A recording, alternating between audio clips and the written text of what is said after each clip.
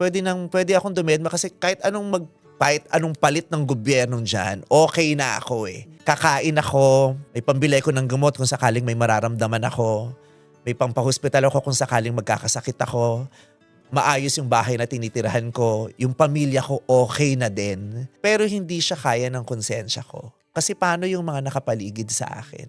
At hindi rin kinakaya ng kaluluwa ko, ng konsensya ko, yung araw-araw ng mga masang Pilipino na nakakausap ko sa Showtime tapos wala akong pakialam sa kanila. Kasi sila may pakialam sa akin eh, kaya may pakialam din ako sa kanila. Kasi meron ako ni-develop na affinity with my audience, with the madlang people na pinamilya nila ako eh.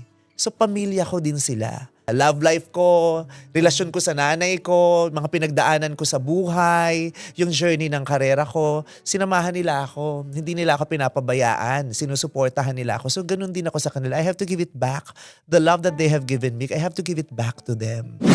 What's up, brother?